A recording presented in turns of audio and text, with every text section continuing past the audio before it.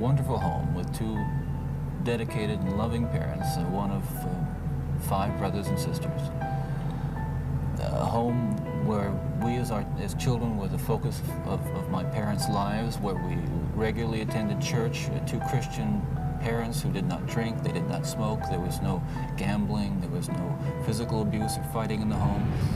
Basically, I was a normal person. I wasn't some guy hanging out at bars or a bum. I wasn't a pervert in the sense that, you know, people look at somebody and say, I know there's something wrong with them, and just tell.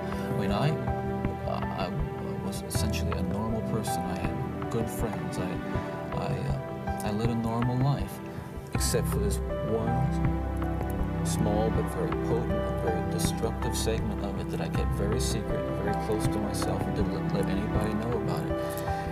And part of the shock and horror for my dear friends and family years ago when I was first arrested was that there was no clue. They looked at me and they looked at the all-American boy.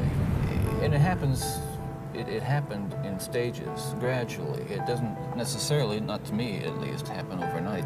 My experience with, I say pornography generally, but with pornography that deals on a violent level with the sexuality, is that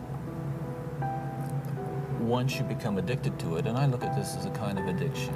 Like an addiction, you keep craving something which is harder, something which gives you a greater sense of excitement, until you reach the point where the pornography only goes so far. You reach that jumping off point where you begin to wonder if maybe actually doing it will give you that which is beyond just reading about it or looking at it. Listen, I'm no social scientist, and I haven't done a survey. I mean, I don't pretend that I know what John Q. Citizen thinks about this. But I've lived in prison for a long time now. And I've met a lot of men who were motivated to commit violence just like me. And without exception, every one of them was deeply involved in pornography, without question, without exception, deeply influenced and consumed by an addiction to pornography. There's no question about it. The FBI's own study on serial homicide shows that the most common interest among serial killers is pornography. Those of us who have been so much influenced by violence in the media, in particular pornographic violence, are not some kinds of inherent monsters.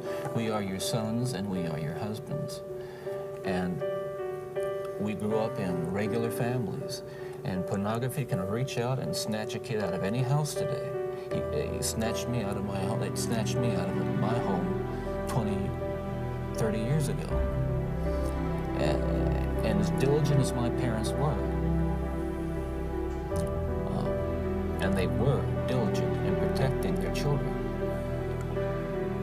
and as good a Christian home as we had, and we had a wonderful Christian home, there is no protection against the kinds of influences that are loose in the society that tolerate